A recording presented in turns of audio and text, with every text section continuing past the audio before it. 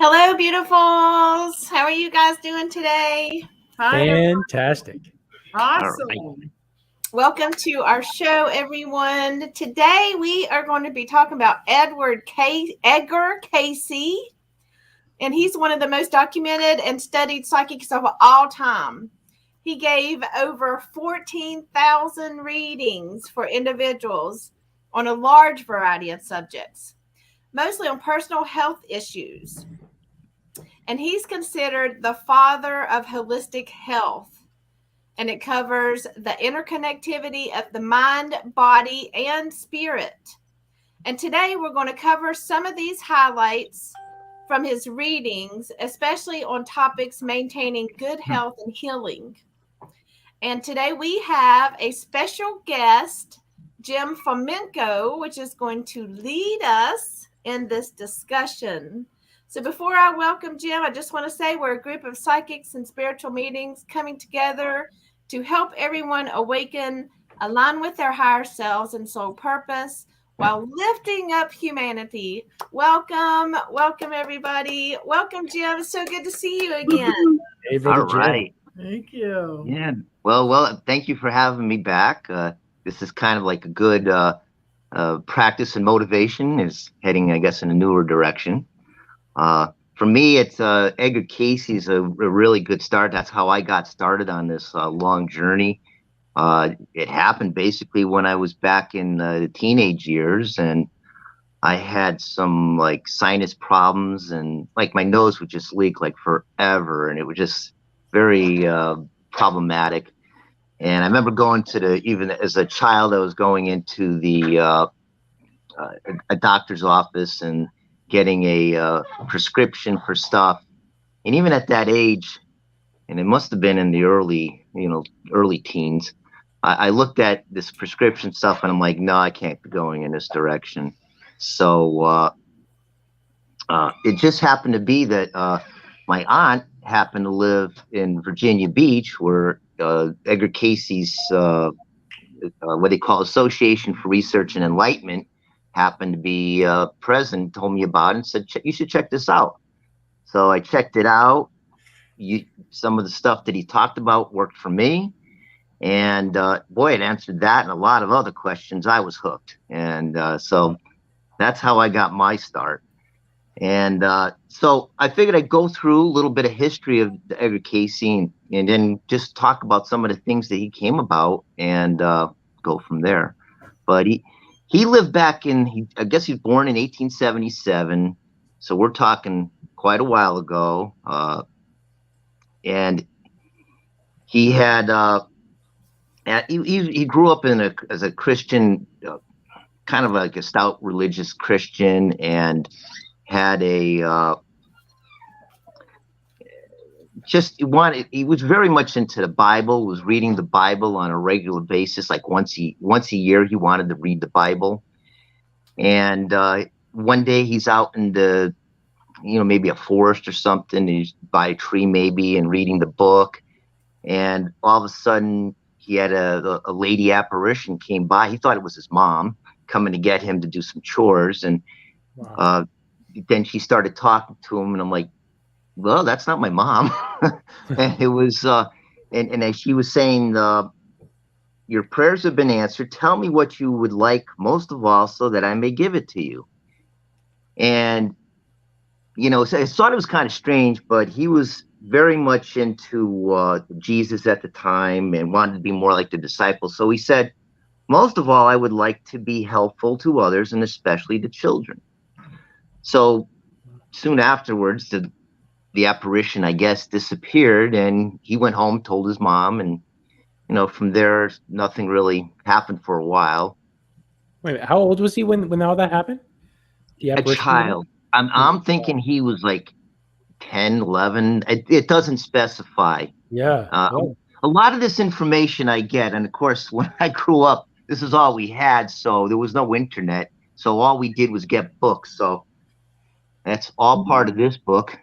Here we go. There is a river. So it gives us a story of Edgar Cayce, but he was never really good in school. He didn't really have much of an education.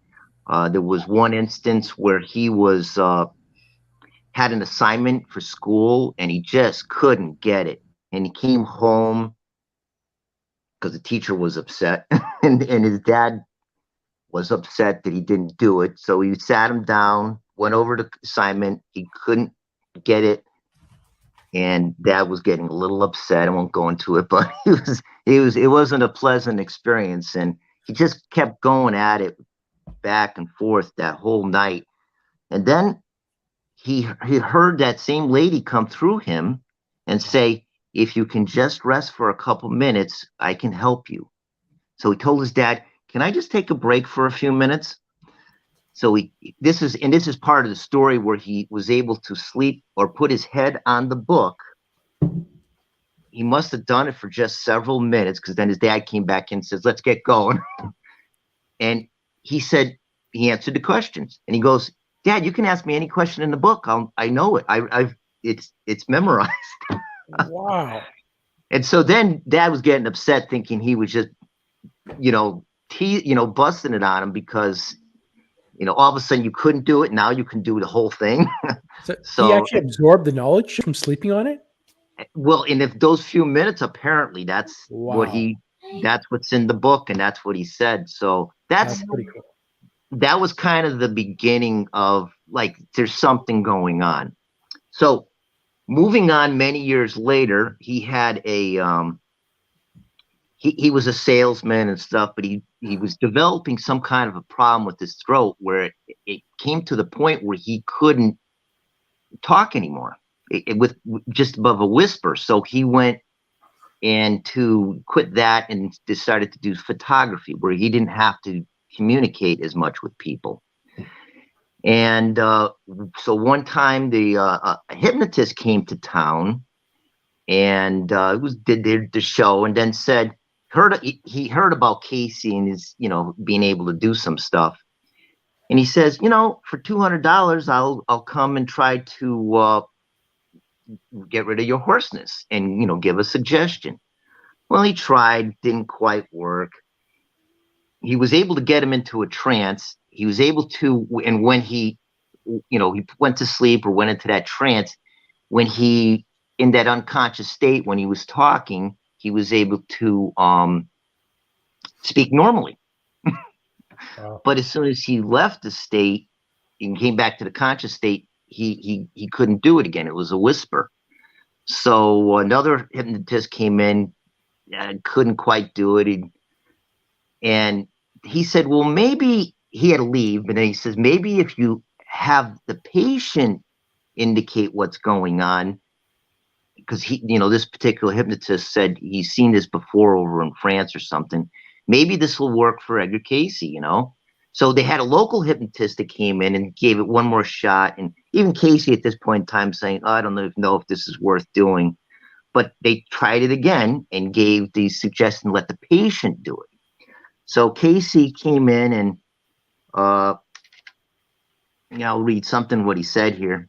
He goes, he says the suggestion was see the body, describe the trouble in the throat, and speak in a normal tone of voice. That was the suggestion. And then he came through. He says, yes, we can see the body. In the normal state, this body is unable to speak due to a partial paralysis of inferior muscles of the vocal cords produced by nerve strains. This is a psychological condition producing a physical effect.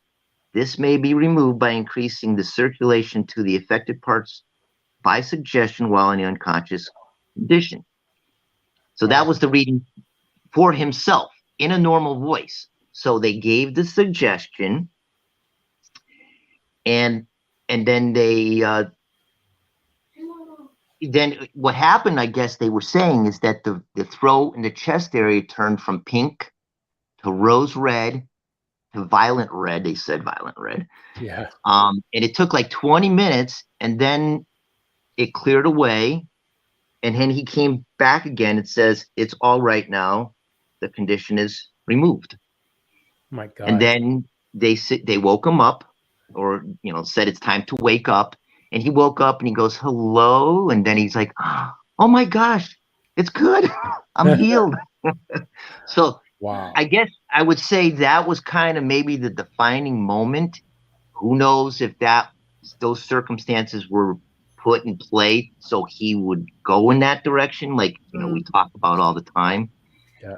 So that was kind of the beginning, and I think he was off to the races at that point in time. Amazing. Wow. But even though he was doing all this stuff, he would go into a trance. Picture this. I mean, he's going into a trance. When he wakes up, he has no idea what he talked about. He would look at the stuff afterwards and he would say, I said this, because he didn't understand what he was talking about. And, as long as it was helping people, he didn't have a problem with it, but he didn't know where, and no one really knew where this was coming from at that point in time. So there was still a lot of doubt and stuff. And there was other examples. He had his son had some kind of and I guess since he worked in photography, there was some kind of explosion one time where something happened to his son's eyes.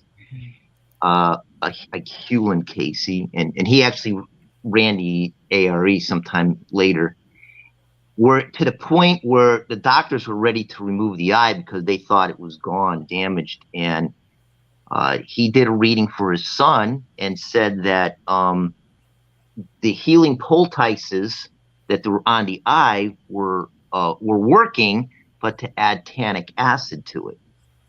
Now, back in the day, the doctors were like, well, acid to eye, putting anything on an eye with acid is doesn't make a lot of sense. Yeah. But they said, well, we're going to remove it anyways. They figured the eyesight was gone. So they said, well, okay, we'll add it. And I think it was, I forget, it's like 16 days later where they had no idea. They just did it and religiously kept with the thing. And 16 days later, they took off the thing. There was a white film that came off and said, I could see again. Wow. Wow. But it still took a while after that. It's not like, but there was eyesight again, but it took, there's a recovery period, as you just can imagine. It just wasn't like instantaneous, but where there was none, there was something. Yeah. And that is phenomenal.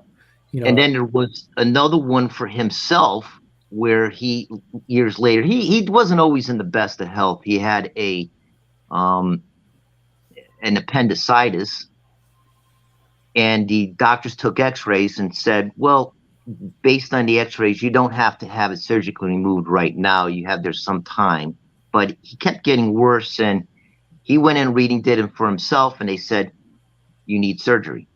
So he told himself through the trance that he needed surgery. Yeah. And when they removed it, they looked at it at that point in time and says, yep, the diagnosis was correct based on, it was like a strangulation. I don't quite understand it, but the way it was in there, it had to go.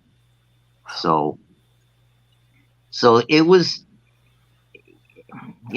just to give you some examples too, there was another, like someone who came to him for a reading, a child, an infant who had, he was dying basically and had through malnutrition because anything the baby was taking wasn't staying down, I should say.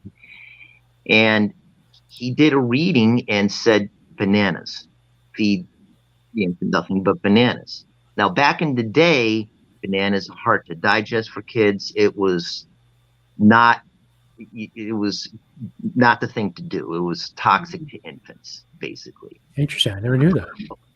Yeah. And so they did it because there wasn't a lot of other choices at that time. But he had to be very careful because, if things go wrong, there's going to be problems, So they did it, and the infant recovered. Now, many years later, it was officially well, I can't say many years later, but it was officially discovered by another doctor at some point and that became a standard treatment for the longest time for what they call celiac, I guess, disease or situation. So bananas became the thing, but he got it through a trance, through that reading. So he for him, and even today, you just have to be very careful with this material. And and I should point out right now too, I'm not a doctor, I'm not a nutritionist or anything of that nature. So this information is just from, I would say, for me it's not so unusual, but for others, I can understand where it's takes a little bit, and even for myself, it took a little bit to try to understand how in the world this was all happening. Yeah, we've got the ticker tape going on the bottom saying that the information is we have the disclaimer at the bottom, so we're kind of covered there. Yeah, because there's certain things that I would do, and I'm going to cover some of that. It's but that's kind of like the history of how he developed all this, and most of these readings had to do with health, and and that was a big part of it. But the mind, proper attitudes,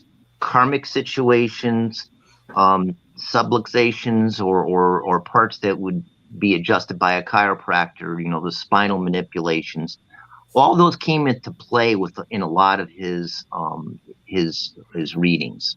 Mm-hmm. So what I figured I'd cover first is some of the. Well, before you get into that, Lisa has a question for us. Sure. Jenny? Yeah, Lisa's asking, so he was channeling his higher self. I never really was sure where he actually channeled. Maybe it was his higher self. It was never really clear in anything that I had read. Apparently, a previous lifetime, he was the Egyptian god Ra. Okay. And so he had a previous lifetime. So he said. It might have been, but I do not know that. From the research that I pulled up, it says that he was channeling his higher self. Yeah, he did access the Akasha records, and for me at that point in time, I was just like, I'm like, wow, all of this. I figured anything that needs to be known is out there someplace as maybe part of this Akashic records. And I thought Marjorie did an excellent job on that on your earlier show. I think was episode maybe 14. But for me, I'm just like, okay, I'm good with that. It's however they're coming up with, however he's accessing this stuff is to me was just amazing. I mean, 14,000 readings. Oh, that's a lot. So I thought it would cover some interesting things he had to say about health and diet. A lot of the basics I think should be pretty common sense. He acronym CARE. He said some of the basic principles are circulation, assimilation, relaxation, which to me has a lot to do with the mind, and eliminations. And I think when we look through a lot of these readings and health issues, a lot of it has to do with one shape, form, or another is eliminations. Mm-hmm. And part of the health thing that Cayce mentioned is, which I think was a part of almost all of these, is keeping the body alkaline. And he specifically indicated in a couple of different readings, 80% alkaline to 20% alkaline forming foods to 20% acid forming foods. I know that's a really big thing in the holistic world as well. I mean, a lot of the teachings have kind of happened from Edgar Cayce, but having the body alkaline, I know that's cured and healed a lot of things within my own body. And I know with my wife, she does a lot of things on that. And when I'm working on researching about healing MS, one of the big things, there's one doctor that she healed herself of MS, and she's all about realigning the cells, essentially getting alkaline with the body and really feeding the nutrition of the nucleus of the cell. And that very much is where a lot of the detoxes happen and making the body alkaline. And that's a big thing with acidity as well. Things like cancers and whatnot, the body's very acidic at that point, and it's craving things like sugars, and sugar just feeds the cancer. So you eliminate the processed sugars, and you kind of get the body alkaline. That's like one of the first steps in terms of natural size. My wife healed herself of cervical cancer, where she was diagnosed with it a number of years ago, and making the body alkaline. And it's really part of what she teaches as well. So yeah, getting the body alkaline, really huge. Yeah, it's I think one of the more critical things is really keeping the body alkaline. And once you get down the path of having issues, it can take a while, as you probably experienced. It can take a long time. But the reason for these things sometimes are all over the place, and especially as we start getting into karmic situations, that I don't know. That can be real difficult trying to deal with that component also. Well, I got to think part of that is also lessons as well. We have these things happen to us in order for us to learn and go down the path that we're supposed to. I mean, that'd be a reason why you getting into health and start learning about Edgar Cayce and being drawn to it. And I know Yes. when we were speaking before the men's show that we did, you mentioned Edgar Cayce. And for myself, when I began this work, I had an interest in Edgar Cayce as well. And a psychic medium that kind of said, you are spiritually gifted, but you're a medical intuitive, or you're going to become a medical intuitive like Edgar Cayce. And then when you and I connected, and you said Edgar Cayce, I was like, what? Really? So all these synchronicities just kind of fell into path. And I don't think I believe a lot of the things that happen to us or for us that we call bad is really these life lessons to lead us down the path that we need to. So for me, that really falls in the line of the karmic side of things. Yep. And I'm pretty excited about that for you and for me. Very much so. But so I figured I'd go over some of the stuff here. It's the 80% is, and it's hard. I got to say, this is hard, but if for those who are looking for the best in health, this is what he's telling us, and this makes a lot of sense. It's just tough to do. It's 80% just fruits and vegetables. Wow, that's ouch. For a lot of us, I think that's really tough. But I know myself, I used to eat quite a bit that way, but I naturally kind of flip-flopped, as in falling off diet, getting on diet, and then once I got rid of diet and became more plant-based, that is my diet now is 80% fruits and vegetables, and that's just what happened naturally by having an interest in this. I got to thank the pandemic for it, because it forced me to stay home and not go out to, outside places, even though I was plant-based at the time, but I would still go get a Beyond Meat burger at A&W. And I find even just kind of being at home, I don't even have that interest anymore to go get that craving. It used to be at least once a month or once every couple of weeks I'd go, and now not at all. And I'd say my diet is pretty much 80% fruits and vegetables. Yeah. Yeah, it's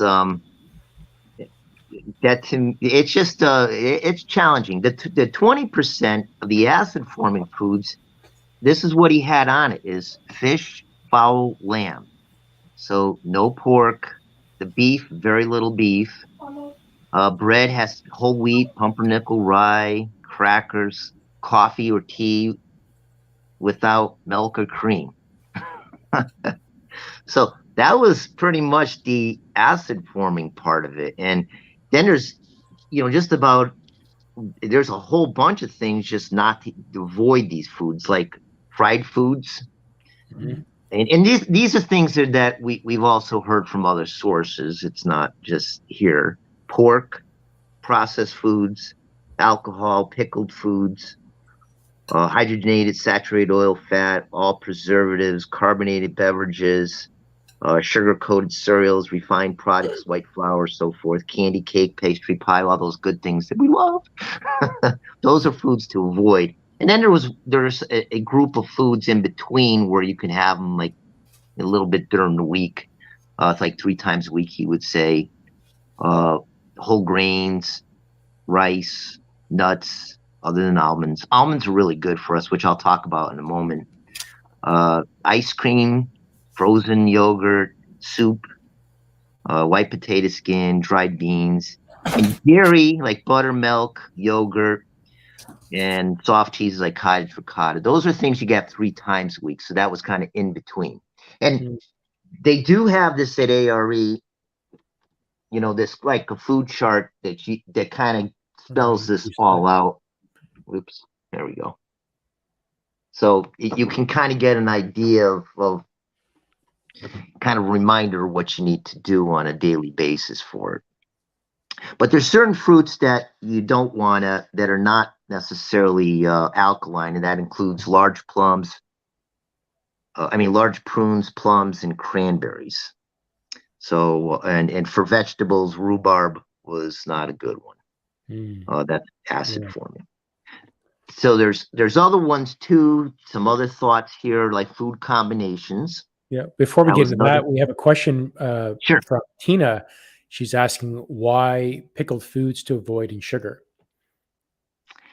I don't know, but that's Yeah. So on the pickled foods, it's typically made with vinegars, and the vinegars themselves are bleached, or they have a little bit too acidic in there. It's not necessarily a natural source. Whereas something that's fermented, it has a natural source of pickling. So you can get a lot of fermented pieces. That's more of a natural process. But when you actually add like a vinegar, it seems to be a bit too acidic. And I know I definitely checked that. And I wish Rita was here. She'd be able to answer that properly. For sure. No, that's correct. He said white balsamic or white vinegar, which is, you're right. It's not. It's a different, because he's indicating those, but elsewhere, apple cider vinegar is used in healing applications. Because apple cider vinegar is fermented. It's alive. It's and that's what's good. And in terms of sugar, most sugar is the same thing. Sugars are typically bleached. They're over processed. Outside of like a natural sugar. So a natural sugar is very different than a processed sugar. A natural sugar is things like agave or honey. That's much more natural compared to a sugar additive that's processed. That's not so good. Yeah. And he also, mentioned food combinations. There'd be, you have to eat by themselves, bananas, melons, and apples generally were not indicated in the diet. There's an apple diet, like a 3-day apple diet, to cleanse the body of toxins. So otherwise, apples were not generally part of the diet. And he even indicated ice cream is better than pie because you're not supposed to combine starches with sweets. So food combinations were very important. And there was a whole bunch of them. Yeah, I know that's true, at least with sugars, because typically when you ingest things that are sweet or sugary, the body actually processes it very quickly, and your insulin levels spike very quickly, and the body needs to have those sugars. It can process it quickly, but then when you have a starch, which is a slow processing food, when you add the sugar, you're just kind of fermenting, and you're creating actually fermentation in your stomach, which typically when you have gas or stomach issues or bloating or whatnot. And that's why the sugar, when you add sugar to something, that's what creates the fermentation. That's what alcohol is. It's fermented fruit, right? Yes. So it's the same thing that you're creating in the stomach that you're actually, and what you know is alcohol is a poison. So that means that your liver is overprocessing, your body's overprocessing in order to eliminate that poison out of your system. So that does make sense why you do not do the food combining. It's really. Yep. That was just one of the things he mentioned. There's a whole bunch of things. And again, it's all part of the charts, and you can see that. I mean, I Googled it online. You can actually see that the chart online and kind of get an idea of things you're not supposed to do and mix.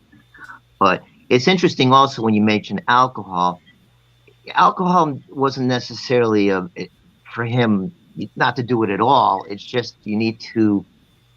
It depends on the circumstances. Like a lot of the treatments and the things, the combinations of ingredients that he would put together to heal someone, or say this would, help to heal you, had alcohol in it because that was a good medium in order to get to things where they need to go.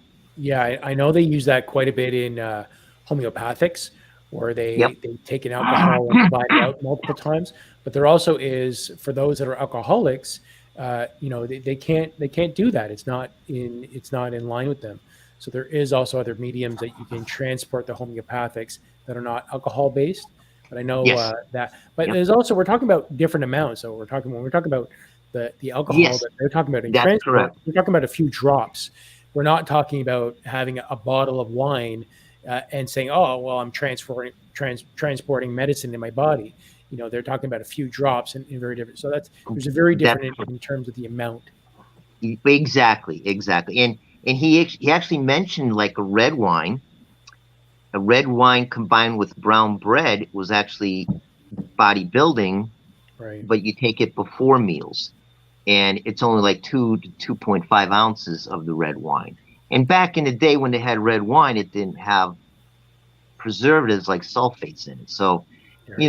there's all these considerations today that, may not have existed or exist today that didn't exist back then. So there's, I should say, a lot of caveats as far as you Yeah, I have to think think. that's where the difference is when we're talking about processing, right? Things are just so overly Right. processed and they try to make it Mhm. cheaper, last longer on the shelves. And this is where our current world is such a mess when it comes down to food. Compared to back then, it was a lot more natural. They had their own gardens. They go to the farmers market. They'd be buying local. I mean, it was a very different, and they knew where their food was coming from. It wasn't mass produced as it is now. Right. Yeah. So I figured I'd read a couple things that he talked about that I thought were really interesting stuff that I forgot about or just missed first time around. But he says use at least 3 vegetables that grow above the ground to 1 that grows under the ground. Carrots, that portion of carrots close to the top carries the vital energies which stimulate the optic reactions between kidneys and the optics. Now, tomatoes, this one was totally missed this one.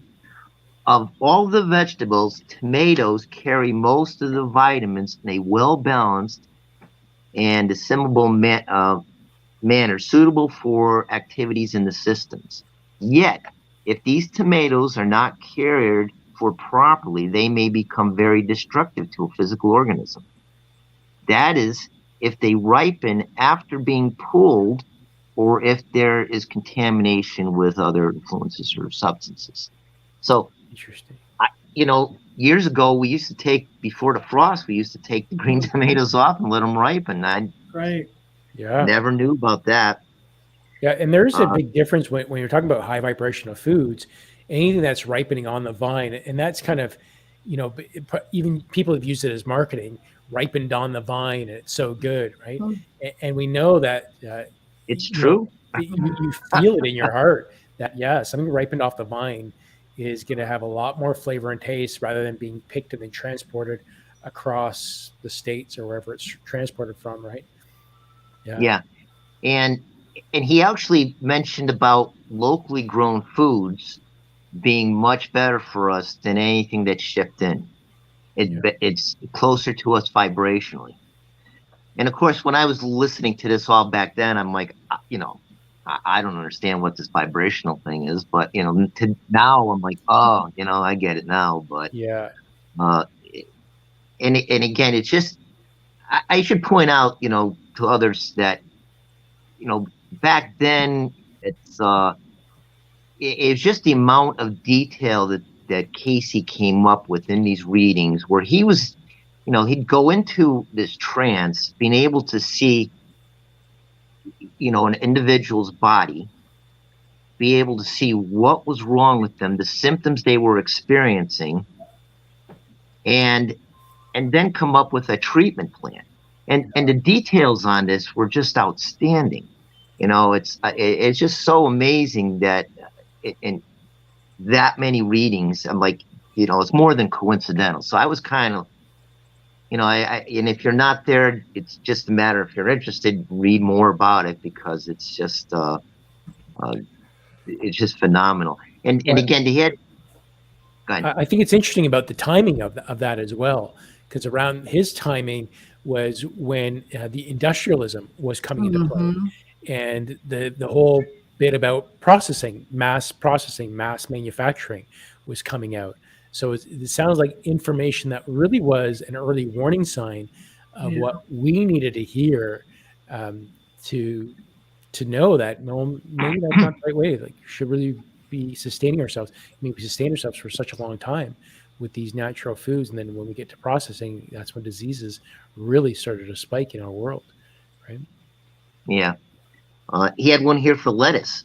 It says, should always be eaten by almost everyone, for this supplies the effluent in the bloodstream that is a destructive force for most of those influences that attack the blood. It's a purifier. And I'm like, wow, this is really good. He mentioned no aluminum cookware. Try to Mm. use either steam pressure or, and I don't know about this pot apart paper. I'm not even sure if it's available anymore. But the whole point was when you're making your vegetables and in preparing these foods is the juices are important. Potato skins are good, but the rest of the potato, not good for you. So there's all these little, tidbits that he would come up with that were just like amazing. A lot of the nutrients are found on the skins of the vegetables too, like the potato, because it's been in the ground and it has the nutrients coming from that. So Yep. I could see where that makes sense. I found the tomato part interesting because tomatoes are very acidic. And so if you're with the alkaline and the acidity balance there, I thought that was very interesting about the tomatoes. Well, when you mentioned that, it's also, it came to my mind too with orange juice. Now, Mm, do we think of orange juice as being alkaline? No. Yeah. But apparently the minerals within the orange juice are alkaline forming in the body. That's kind of what I remember reading about. Yeah. Well, typically, So citrus is is pure acid. I mean, it's acidic, right? So that, but right. when you start it out on an empty stomach and you use things like, you start your morning off with like lemon juice, and it really has all that acidity. And that's the same thing with taking a spoonful of apple cider vinegar, which is pure acidity. When you put that into the stomach on an empty stomach, it stimulates digestion. So it gets the body start going and say, okay, we're working now. And all the acidity starts bubbling up in the system. And then when you start eating, you now have a steady pool of acidity in the stomach for you to process the foods that's coming through you. Especially for those of us that are getting older, you hit 40 plus, that's when that acidity really starts going down, and you need to stimulate that. And typically that spoonful of apple cider vinegar before you eat is a real amazing stimulator. Interesting. Yeah, I didn't know. yeah, I and didn't know either. it's very true that as we get older, it's even more important to kind of follow along with a lot of this stuff, because our bodies can't necessarily recover as quickly if we're doing things that are not or less ideal, we should say, I guess. Yeah, I'll tell you, if it wasn't for Rita, my wife, I'd be a lot worse off than her. Like, luckily, I have my encyclopedia, and everything that I'm spouting here is really what I've learned through osmosis through her, and her talking to her clients or doing her presentations. I mean, she's just a wealth of knowledge, and and it's thanks to guys like Edgar Cayce that channeled this years ago. Yeah. It's for me the basis. I've since expanded into other areas, Ayurvedic stuff, but it all started with that, and it became my basis for expanding beyond that point. And one of the big things, talk about some personal experiences, is it's something that Casey talked about, almonds, and he mentioned, and I'll read it here. I can find what I do with it.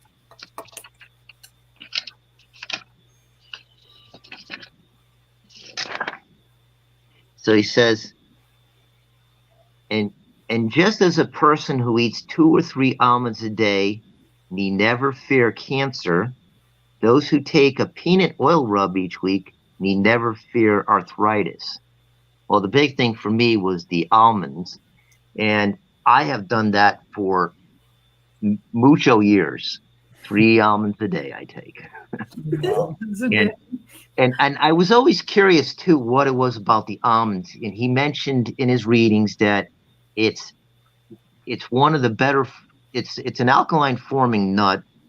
It's got a phosphorus and iron content that's easily assimilable, and a proper uh, combination that works for the body. It also has calcium. But when I was growing up, I'm like, what else is part of almonds that was causing this, people not to get cancer? So when I was in school, I had a physiology class, and the teacher had an opportunity to get extra points on on our final average. And he said you can do a report, you can do a presentation, or you could do a big research project. And I was the only one that chose to want to give a presentation. And I'm like, you know what? I know there's these trace minerals with almonds like selenium. So I wonder if that has anything to do with it. So I researched selenium and found there were certain parts of selenium like selenite, selenomethanol, methionine, I think like it. But those were apparently, if you give those ahead of time and then you introduce the rat to a chemical that is known to produce a cancer or produce a tumor, it almost worked as a free radical agent to help to remove it from the body and not cause that cancer. So I thought it was really interesting. And then later on, I'm like, I don't think the selenium had anything to do with the almonds, but Yeah. but that's how much I got into it. I'm like, Yeah. But he must be he must be talking about raw almonds, as Karen is saying. correct, raw almonds, yes, raw. And without the skin. He just said raw almonds, so as far as I know, it's the skin. There is something I've heard elsewhere about having the skins off or not, but I've always had the raw almonds. I mean, the And best he way said is raw actually almonds. if you soak your almonds, remove the skins, and then put it into a dehydrator, Yep. It gets really tasty. But if you end up baking your almonds and getting them roasted, or roasting your almonds or any nut, that's when the oils start coming out. And it's okay when you do it yourself right then, but it still changes the properties of it compared to raw. But when you buy actually the almonds or any roasted nut from the store, we have to remember those oils have come out to the surface, and It's they a good end point. up becoming carcinogens.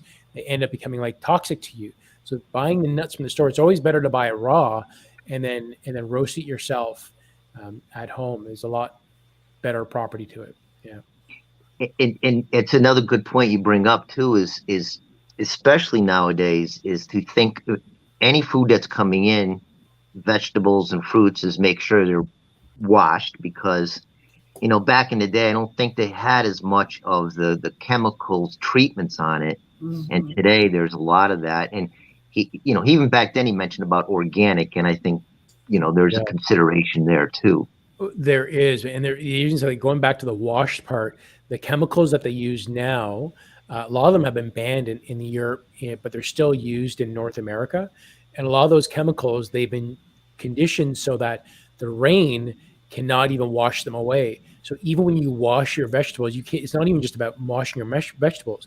You need to do something that actually breaks down this film and scrubs it off, and that's how you have to get rid of it, because these things are really toxic now. And that's again going back to processing. And even that, a lot of that stuff is allowed in the organic vegetables as well. So in your certified organic field, you can still use this spray, or they're still using this spray, which is protecting the skin of the rain, which does not make any sense to me, but it is. Yeah. When Marnie's saying to be careful with the ACV, my dentist says it harms the enamel of our teeth. I was disappointed about that. I thought the ACV, apple cider vinegar, was helping me. I think we're also talking about a bit of a balance on here too, right? How much of it are you taking? Are you swishing your teeth with it? But even the idea of our enamel being broken down, it's there's a lot of other factors that go into that. You can't just blame it on the apple cider vinegar. You can put that onto vinegar itself, but apple cider vinegar, I don't know if I would fully put that in there. I had heard that with lemons and limes too, about the enameling of it. So I mean, if you're drinking lemon water, is it going to have the same situation? Yeah, for me, I do lemon water. I mean, I have my orange, yeah. So, yeah. I don't know. I've been doing that for a while. My teeth are pretty good. Like they're pretty remarked at how well, at least especially my front, but not so much my back ones. But my fronts are definitely really good, stronger than that. But nothing to do with enamel being worn off in that side. No. Is there something you guys would recommend to wash besides just water with your fruits and vegetables? What would you recommend? I don't know enough about that. I don't know either. So that's all all I do is, and it just keeping with, again, what he said is, if you can grow locally or get locally, get your own little garden together. Yeah, I grow my own, but those are vibrationally best for you. I do know there is a fruit wash, like a fruit and vegetable wash you can get at the health food stores. I don't know how well they work, but they actually do take things off. I have seen that before. Yeah. Yeah. And there's also something else that you can get now. There's like a little sonic something, some sonic little device that you put into the bowl with the fruits and vegetables in there, and you just let it run. And you see all the chemicals, all the particles coming off. And you're seeing more and more of that now starting to come out. I don't know enough about it really to comment on it, but it is there. Oh, okay. I wonder if that's like an ultrasonic vibrator that they do for like jewelry and stuff where you can. Yeah. That might be. I haven't heard about that. Great idea. Yes, great idea. Yeah. So here's a little tip from a couple people are saying you can drink from a straw. That's what the dentist said, so you're not putting it directly on your teeth. Good idea, yeah. And then Silvana said if you brush your teeth after taking the apple cider vinegar, you'll be fine. Yep. Those are both good suggestions. Absolutely, yep. Love that. Yeah. Love that. Another part of all this too, a major component is the chiropractic stuff, and in so many of these his readings, I guess I'm reading here like 2/3 of the diseases reviewed. Each vertebrae in the spinal column is cited nerve pathways to particular areas of the body. When out of alignment, it could block normal impulses, causing poor circulation, discomfort in the area, normally supplied to the nerves as well as the spine itself. So I just know in so many of these readings, looking through it, it's like back then, chiropractic wasn't a big thing. They called it osteopathy, I guess. And I guess they still call that today, but it's more commonly, I guess, referred to as chiropractic. Well, chiropractic is a component of osteopath. Yeah. Yeah. But back then it was it's come a long way since that point. Yeah. And I know I've had, my own personal experience where I've had, things go out and chiropractic keeps putting me back together again. But more for pain. But I was also aware that, by keeping the spine in alignment, all these other things are much more healthier for you. Well, I had a situation where I was eating some chicken one night. This is some time ago. And I'm like, the chicken tasted terrible. And they're like, yeah, it's a little dry tonight. I'm like, yeah, it was tasting like cardboard. So I didn't think too much of it. Then we had some Ben & Jerry's ice cream afterwards. Poor food combination. And all of a sudden, I'm like, it tastes terrible. There's no flavor whatsoever, right? Wow. And I'm like, everybody's looking at me like, okay, something's wrong with you. And I'm like, yeah, I know there is, because everything tasting like cardboard. So I'm looking online and I'm looking at all these things. I'm going to get a blood test. And I'm like, oh, this could be really nasty. All the blood tests come back normal. And I'm like, what the heck is going on here? So I said, my back felt fine, but I'm like, maybe I'll go see my chiropractor, who just happened to be, he had extra schooling on upper cervical, one of the few in the country, just happened to be in my area, a good friend of mine. And I says, can you take a look here? I told him what was going on.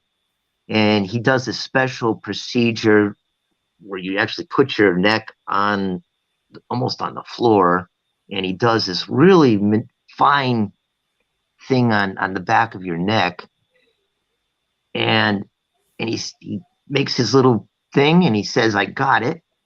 And I'm like, I didn't hear anything, I didn't feel anything. And I'm like, you got what? Because normally I feel something, or I could feel the click, or I can, it never hurts. But he's confident he had it. He goes, yeah, I've only seen this once before. And he goes, yeah, you should be all set.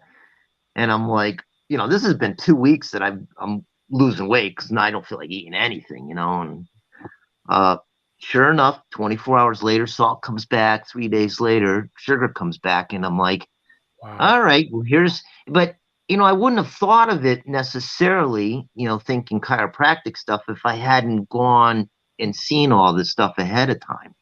So I think knowing about these things can serve us, and, be a little better, help the doctors out as far as, trying to figure out, what's going on. It's why we need a balance between allopathic and homeopathic alternative medicines.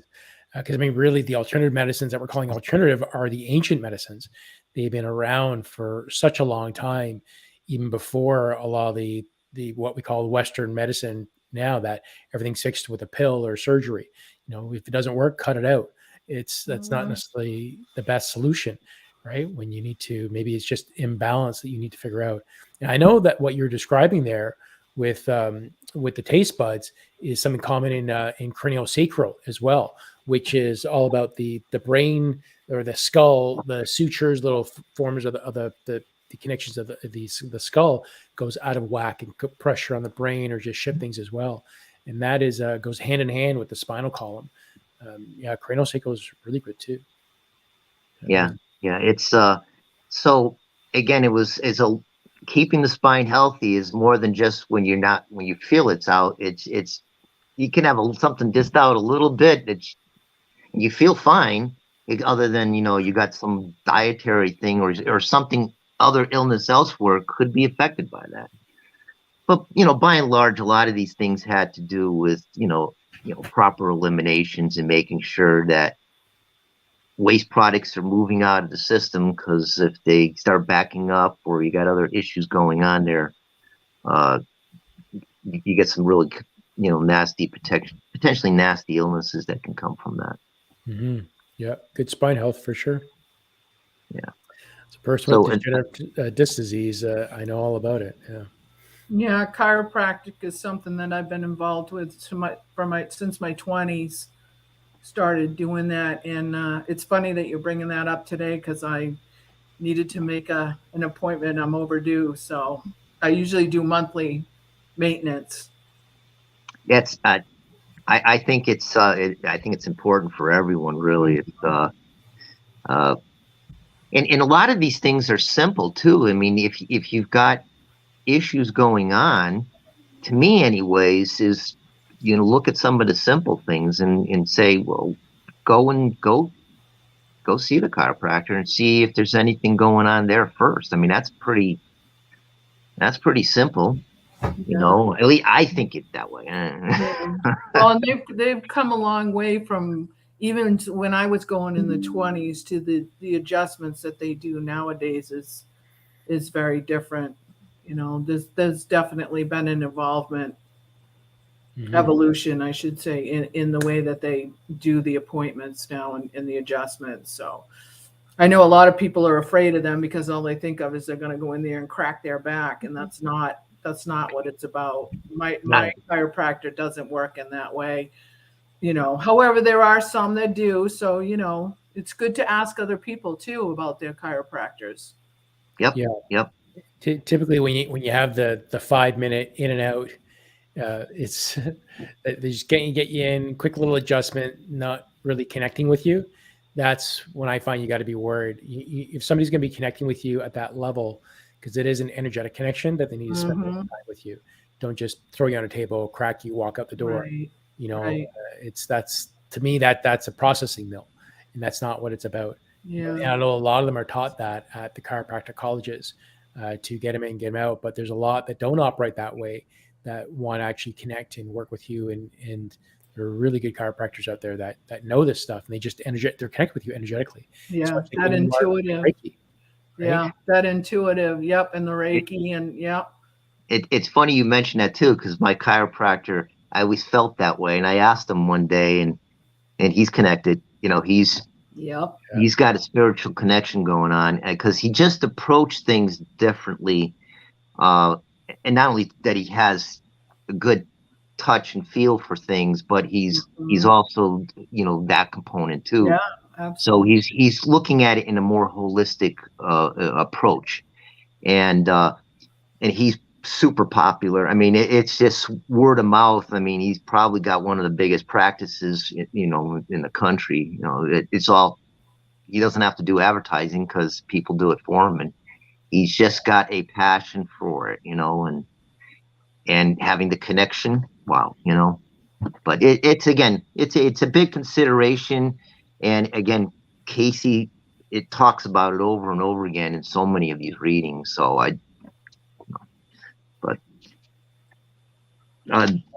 and there's just so much. I looked at this stuff ahead of time, and I'm like, there's no way I'm going to cover all this stuff. There's so many. There's just so much stuff. But part of what I said I would do too is these packs. So they have all these different types of packs you can use for various ailments, and you know, and when I say a pack is used for a particular illness, sometimes it was called for a particular illness, sometimes it was not. Every reading was different. You could have the same illness, and there was 5 or 10 different ways that it formed, and then the treatment was 5 or 10 different ways to take care of it. You know, there was some similarities, but sometimes it was totally different. But some of the things he mentioned in a lot of readings were these castor oil packs. A lot of them were applied, you know, to the abdomen or to the, you know, to help with the lymphatic drainage and so forth. Or you had potato poultices for the eyes, grape poultices for various things. And so I kind of said I would do it. So I figured quickly I would just show you how to do the castor oil pack. Yeah, I love castor oil packs. Man, Reese did it on it all the time. We'll kind of show you. Let's see if I can do this. But what I've got here is the wool flannel.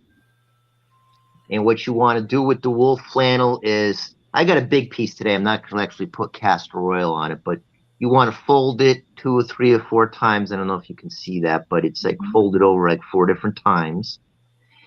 And you take the amount that you need for where you're applying it. If you're applying it over, you know, the abdomen area, you want to have, and I'll just put it up here just to show you, but you want to cover the whole area that you want to cover. What we're going to do is we're going to use our imagination here on SpongeBob stuff, and we're going to do something maybe just for the elbow area. And this is not my elbow, of course, you know, that I was talking to Khan about, but it was someone else's. But I figured it's a good example. So you have this, you get some of this organic castor oil, and it's, you know, a lot of different places can sell this. And you put enough into this over a plate. This can get really messy, and I know, like, you know, Khan has talked about this before in some of his shows. It's really messy. So you put enough into the fabric, and then you kind of squeeze it out, to the point where it's not dripping, but it's soaked. So it's totally absorbed, but there's nothing dripping out. And then you're ready to apply it. So then you would apply it on your elbow. Let's see how I do this here. And then you would place, in this case, since it's like the elbow, then you can take some saran wrap, maybe wrap it around your elbow. You're going to have a smaller piece of flannel here. You'll wrap it around, and then you'll place the heating pad on top of it, so you don't get your heating pad dirty from the oil. And then underneath you, and especially if you're doing your either abdomen area, you want to have a towel, an old towel that you don't care about anymore, underneath your back. No clothes there. And then you put a plastic piece underneath your towel. Yep. And what he mentioned a lot of times in these castor oil packs, and it would vary from person to person, but it'd be like an hour, hour and a half, maybe every other day, maybe every day. And then afterwards, you would use some maybe baking soda solution with water to remove, the residue. Was that for pain, Jim? Was it for pain in the body, or? It could be for pain. Castor oil was. Let me see if I could. It's really amazing for inflammation. Okay. It's inflammation. Yep. It's a detoxifier, so it actually will pull toxins out of your system, and it is a wonder. It's a wonder product or a wonder solution. It's so amazing. I was thinking about the bottom of the feet too, like the nerve pain, the stuff that I have in my feet. That you can actually get castor oil packs that actually go right to your feet, or you just kind of stand, put your feet on them and do it that way too. Okay. Yeah, it could be. It's messy, and again, it's pretty simple. But you can't necessarily say, if it's a nerve pain, is it castor oil pack? Again, keep in mind that this is like a starting point. You have to do a little research and kind of make some inferences, and then again, work with the natural path or someone, and say, does this make sense? Some of these items, I'm like, I don't see the big risk, but for some people, there may be a risk associated with it. I just don't know. Yeah. So that's why. Sorry. Go ahead. Really, really big for women that are going through have their menstrual cycles and they're having a lot of problems with it. It's really good to have it over the abdomen in there. But as Jim was saying, like an old dirty towel underneath, because the oil will get into it. It will, no matter what, and it will never ever wash out. It is stained, and it's never going to come out. It's going to smell. Okay. And that I was wondering what that was about. Yeah, it is going to. You're never going to get rid of it. But it's so detoxifying that it's a wonder. It does a million things. But it really detoxifies as well. And what you can also try, Jenny, for circulation of the feet is add peppermint oil. So take peppermint oil and put it on your feet and put it in your nostril as well. And that will actually create a stimulus between between the feet and your oxygen and the brain to create these little sparks and waking up. So castor oil on the feet before you get into an activity. Put on your not castor oil, peppermint oil. Just get a pad, wipe it on your feet, put it in between your toes, get a little an ear thing and dip it in there and rub it inside your nostril, inside. And then you do that just before you get up to go and get active. It's interesting that you're saying the peppermint oil too, because I was doing that before when I started to notice that I was having problems because I had the peppermint oil, was doing that, but something, there it is. Something intuitively was telling me to put that on the bottom of my feet. Yeah. Awesome. Yep. And it's kind of an advantage for a lot of us because it more so you guys, maybe myself sometimes, but if you have the more connection, you can narrow it down a little bit and say, hey, would this work for me? Yes or no? And that's helpful for us. For others, it's just a little bit more research to look at these things. And And the afterwards you don't have to just throw this away when you're done. It stays for a while. It can stay up to 6 months. You don't even necessarily have to put it in the refrigerator. I do myself, but it's What pretty stable. We actually have just like a takeout container that we leave the cloth in there, and we just kind of throw some castor oil in there, and it stays there. So when I was getting frequent sessions from Rita, and she was doing castor oil on my back, that was one of the greatest things that actually helped me to walk and reduce inflammation. Was having nightly sessions with Rita, and Yes. we'd spend half an hour. I'd lay on her table. She put the castor oil on there and put a heat lamp on top, and do that for at least half an hour, and did that every day, and it was phenomenal. Wow. So good. And she uses it in her practice so much so. She uses castor oil quite a bit, and especially inflammation, reducing inflammation, drawing toxins out. It has so many benefits to it. So the pack's not detoxing into the pads itself, because I was thinking you had to throw them away because it was pulling all the toxins into the pad. So that's good that you said that. Yeah. And that's just someone taking a good idea and trying to make money off it, and saying, here's a disposable pad. And it comes down to convenience, right? Yeah. It's so easy, so convenient, just throw it away. It's like, well, that kind of perpetuates the society that we're in right now, of a toss away destructive society. You don't have to. Yeah. You don't have to. I had never heard of the castor oil packs before. It's the first time I'm hearing of them. So my first initial question was, is it like just topical? But from what you're saying, Con, it's actually works on a deeper level. For instance, if you put on your abdomen, could it help detox your intestines, for example? I mean, is that possible? Or, without really being an expert in this, that would be a Rita question that I could ask her, and you can just email Rita on that one. Yeah, I'm just curious because I know from what I understand, from what I've learned through her, it works on such a deeper level. Yeah, and it is one of those things, especially when I was detoxing after being a motorcycle instructor as a hobby. I would do these detoxing foot baths, and I would see metal flakes come out of me, and then I would have the castor oil, and that would pull out like certain smells and whatnot out of me. Wow, it's all accumulative. So that's awesome. This is what Cayce said. He goes, well, this is kind of some of the uses that he had treatments for. Castor oil packs for pore eliminations, epilepsy, various liver conditions, headaches, appendicitis, colitis, intestinal disorders, neuritis, and toxemia. Wow. So again, it doesn't necessarily mean if you have a particular condition that this will work.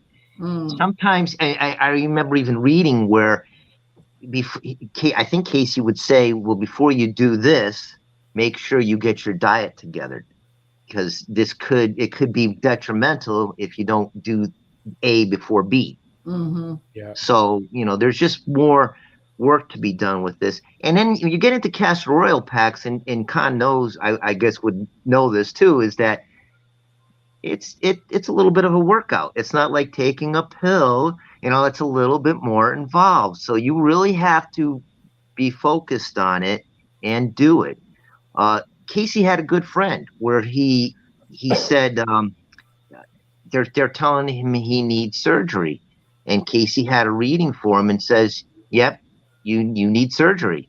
And he says, "Is there any alternative?" And Cayce goes, in the trance, he goes, "Yes, but you wouldn't do it." He already knew ahead of time his friend's not going to do it in the trance state, Yeah. So he said, "Yeah, That's happened as well. And I had a reading yesterday that I gave for somebody, and they wanted to do the brain stint. She had stints in her brain that were overgrown, and they wanted to kind of get in there and do it again. And it felt like it wasn't necessarily, it was just kind of the body adjusting, that these pathways of how these the fluid was flowing in there, it was too wide in her, but when I was getting it wasn't really necessary for her to go through that, but that was their solution, and it was just kind of part of the process. Yeah, but it's amazing. body gets. Yeah, again, these packs, I mean, and there was someone with apple cider, or no, pure apple vinegar, I think it was, and salt in a pack, and you use it for bruises, for ligament damage. I guess in one case he had damage around the knee and legs, around the knee area, and it was used more of a massage, I guess, but you also could do it as packs for healing in those manners. But there must have been like 20 different packs over all the different readings of different ingredients for treating a particular situation for that individual. But the castor oil was probably the most popular one. You know, the grape one was pop. Another thing with grapes too, which was interesting for obesity, is that Cayce would talk about the grapes, purple grapes. He actually mentioned a particular company, Welch's, and apparently they haven't changed their formula to date, at least as far as I know. And he would talk about that, having that before you have your meal, and it's a different kind of sugar that would retrain your body so that it wouldn't, or retrain the intestinal cells or something to that effect. But it would help with retraining cells, retraining fat cells or something. Interesting. Like that. The juice or the grapes themselves? Yep, having that beforehand, or having grapes, or having the grape juice. Interesting. Interesting. Yeah. We're getting pretty close to the end here, and I'd hate to be remiss without bringing up Doc's question. And Doc was asking about healing psoriasis and how it can be replicated. So I wanted to see what you wanted to say about psoriasis. And I know you had some things set up on this as well. So that's So this is one where, I didn't really want to do this for most of the show, but I wanted to give people a flavor for a particular reading. This is a little lengthy, but I was going to read it right from a case study from one of the books. And I'll show you the book, because I thought, to me, this is one of my favorite books. Let's see if anybody, there we go. Health Through Drugless Therapy by Dr. Riley. And Dr. Riley actually worked with Cayce back in the time, so this book is kind of old. And he actually did follow-ups with these patients. They were actually his patients, and he would do the reading with the patient and would give follow-ups. So this to me was like more validation, and it kind of builds up our confidence that these things are actually working like the way they're supposed to be working. But I was going to read through this just to get, it kind of includes a lot of different things just to get an idea. And this is for psoriasis. Make sure I've got the right one here. Yep. And it was a gal who had problems with these skin conditions, and basically got so bad that she had to stop going to school. And it was someone mom who wrote to him back. It was in 1944, and this is what Cayce came up with during his trance state. While there is a thinning of the walls of the small intestines, and there are poisons attached through the system that had expression in the attempt to eliminate through superficial circulation, we find that there are pressure also existing in the area of the 6th, 7th, and dorsal that upset the coordination of circulation through the kidneys and the liver. These contribute to the condition, causing the abrasions, which occur as red splotches or spots at times. And at other times, there is the forming of blackheads, apparently, or black points on the abrasions you see, or in the abrasion areas.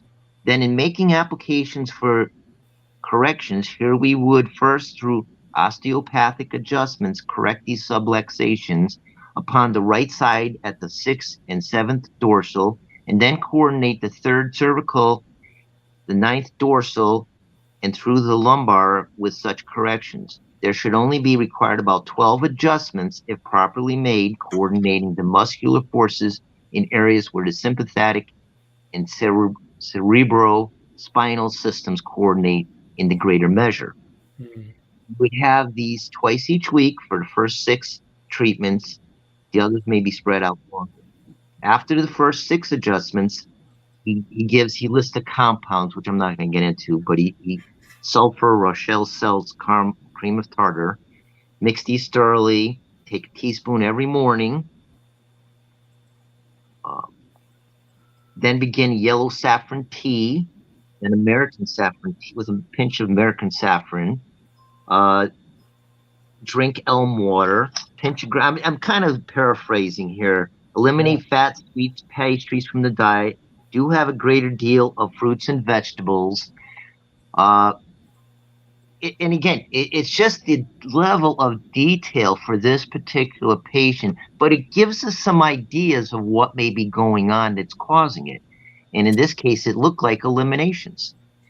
And the stuff was seeping out of the intestines, and those toxins were trying to escape elsewhere through the skin, which I don't think it's, any kind of real mystery there that your body will try to eliminate things one way or the other. Well, that's typically, what we do see when people start getting skin tags or certain things like moles or whatever it is the body is trying to eliminate this stuff. And when the liver is overworked, it needs to kind of get out other places in the body. And that's when you start seeing these physical manifestations of issues. And they say that, this is just a part of getting older. Well, not necessarily. It also is a sign that the body is not functioning the way that it should be functioning and needs to eliminate and get out of the body some way. So you see it come on top of your skin. You'll see it try to escape in other ways. So yeah, it's very much something that it will try to get out.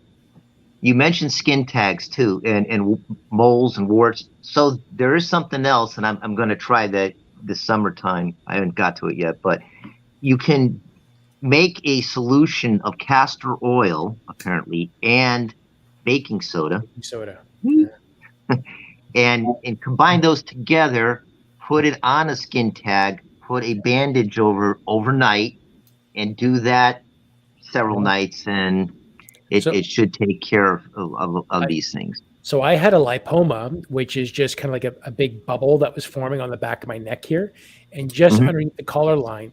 And it got into the size of about 2 kidney beans, like really, really, really big. And ouch. I was using castor oil, even just castor oil on there without the mix of baking soda, but I was just using castor oil on there. And after about a month of doing that, eventually it thinned and thinned and thinned, and it opened up.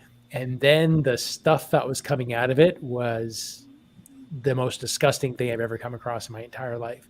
And it was just coming out and coming out and coming out, and just the fat that was in this thing. And I haven't had a problem since, but it had to get out of my body somehow.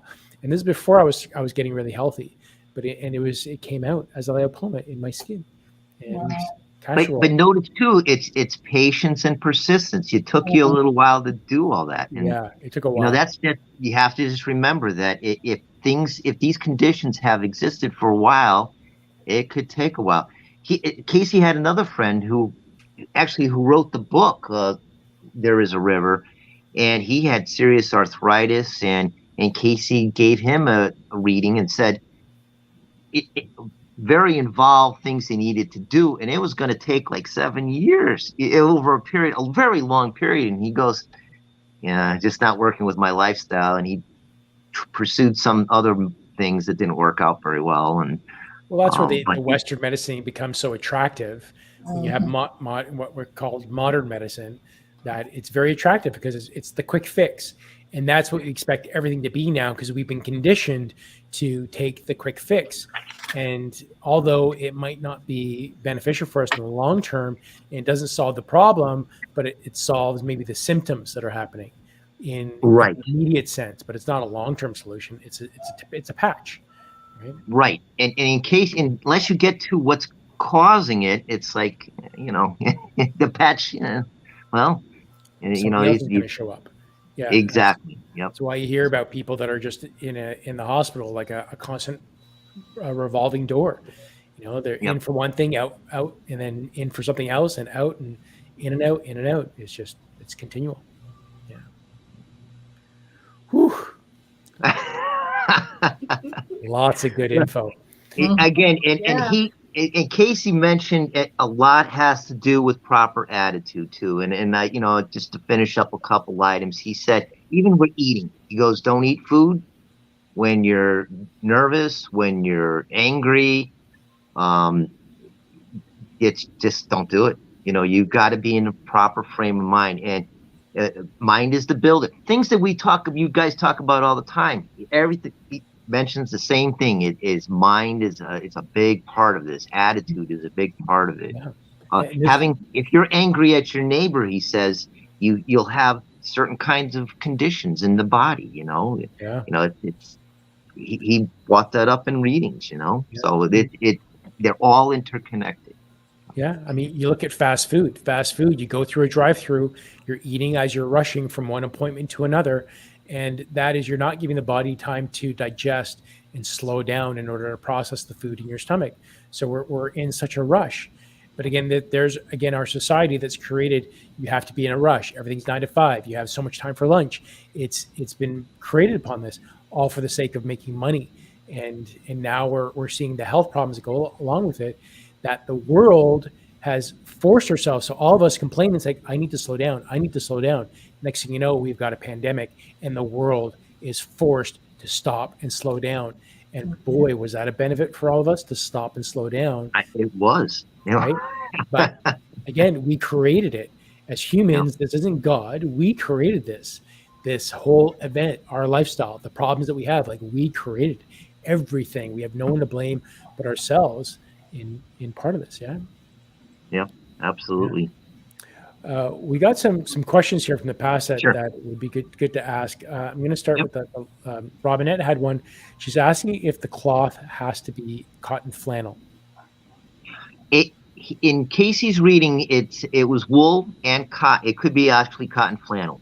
So there was both. He had some. He mentioned wool. Some he mentioned cotton. I think most of them were wool, but either one.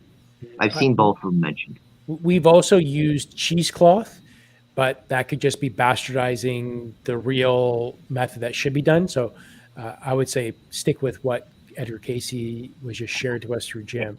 And again, for me, it's because I got so involved with it, I had a high confidence level. But, everyone has to feel it out for themselves, But that I know he mentioned wool and cotton, and that's so I'm comfortable with those two. Yeah. I mean, and that's just what we used in a pinch. Just had it. It's like we don't want to ruin another cotton cloth or something. It's like, well, we're just going to use cheesecloth. Yeah. I hear it. I'm what you do with what you have available sometimes, but We get another question here from Robinette, and it says, "Why do kids eat dirt? I loved it when I was little."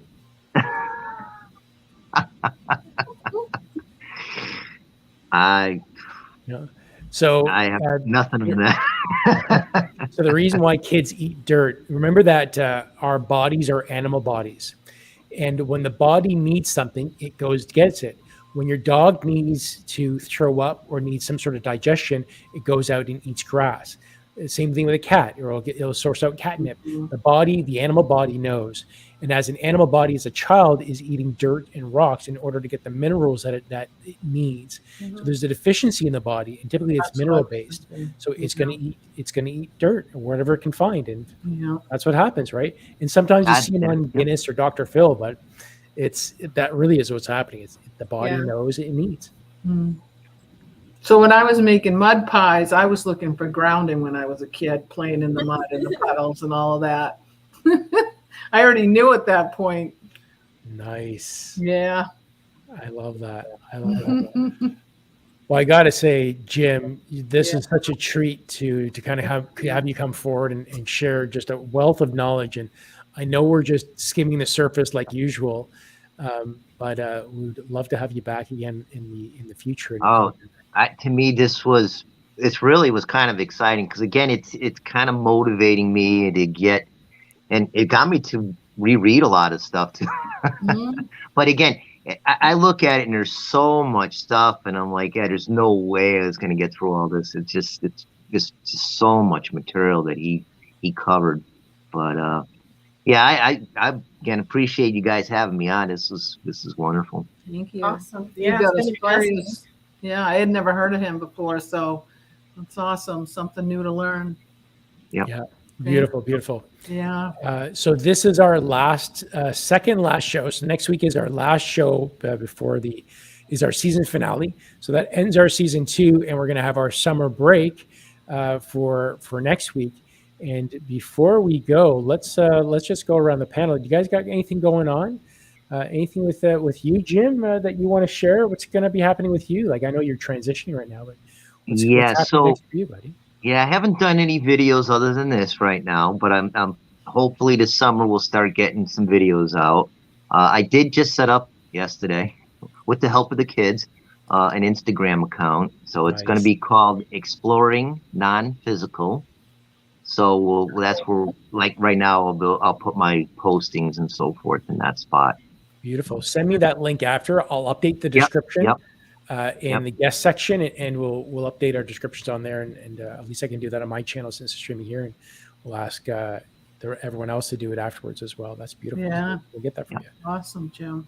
So excited for you, brother. Yeah. And Christy, anything going on with you that you want to share? I don't have anything going on at all. Anything. Grateful for you, Jim. Thank you. I've learned a lot today. I'm really. I had no idea about the castor oil pack, and that's the greatest thing I'm taking away from it. I'm like, yes, that's awesome. Wonderful. Love it. And the wonderful Jenny and her belated birthday. Thank you.